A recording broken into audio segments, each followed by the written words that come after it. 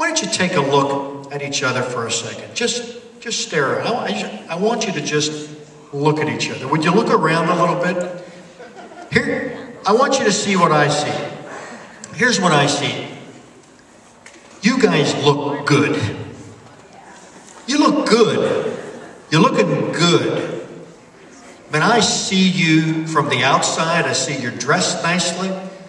For the most part, your hair is combed. There are a few exceptions. You're very attractive people. To me, you have it together. I can see you where you're sitting. You know what you're doing. You feel good about yourself. You know you're valuable. Why do I know that? Because you look good. On the outside of you, you look good. And so I think you know something that I don't know. Now here's the thing about me. I see the inside of me. And so I know what I struggle with. I know what wakes me up at night. I know what I'm not capable of handling, but I'm going to have to deal with. I know what's coming down the pike, and I'm not ready for it. And so I compare the inside of me with the outside of you. And the comparison always makes you look better. This is what we do. We go through our life looking around and wondering, who taught these other people how to get on like that? Who showed them the secret? And they didn't show me. We all do this. And then we get caught in this trap of thinking about ourselves and wondering when we're going to get a break, and wondering when we're going to get noticed, and when we're going to get valued, and when we're going to get a chance.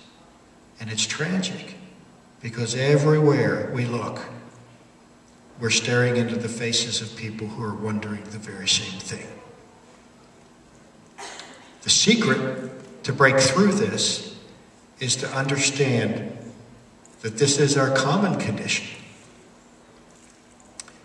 and to place ourselves in a position of loving and serving, which we have absolute control of doing. That is to say, we don't have to wait for someone else to give us a chance when what we're going to do is serve. In your work, take away the pain from the people around you. On your weekends, you need more friends, you're new to town, you don't have the support that's required, people don't know you well enough. This is what you were doing so well in the session before. Join a group, get out and do something. Place the emphasis of your life into the care of others.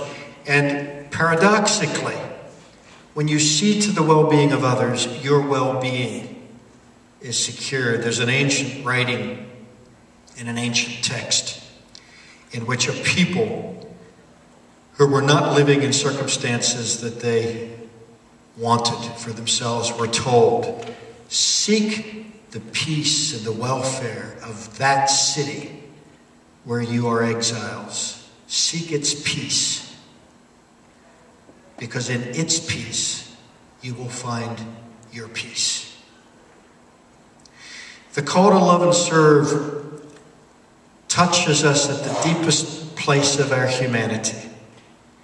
And it activates our fondest hopes for our lives. It gets us unhooked from preoccupation on what we aren't, which everyone else is preoccupied with too, and gets us attached to what we are, what we can do, how we can care. And it opens up living for us. It opens up value. It opens up significance. It opens up love and relationships. This is why I am such a fan of Tom Baker and of Get Involved. The hope of our world, of our nation, the one we live in, of our city, of our neighborhood, is that we get involved. The hope of our nonprofit organization or our faith community or our business is that we approach it not as a place where we go to get filled up, but as a place where we go to get empty. where we go to pour out. We don't go to work to be fulfilled. We go to work to be emptied, because we can give, we can serve, we can share, we can lay it out. Now, some of you might be thinking, does that end up making us a doormat? What if in my neighborhood or in my club or on my job, I go for that and I begin asking the question, how can I help? How can I help? How can I serve? How can I be of assistance? And then people come to recognize that they can lay it on me. They can lay it off themselves. Some of you might be thinking that. Well, here's the good news. If you try this on your job and you discover that the people around you are taking advantage of you because you're a good guy, you're a good girl, you just accelerated the discovery that you really wanted to make anyway, that job doesn't deserve you. I promise you, it wasn't going to get better. If you are this kind of a serving person and you're taken advantage of, being a non-serving person in that job wasn't going to get you the things that you longed for. So it's a good thing to make that discovery, and it's a good thing to look for another place where people value what you bring.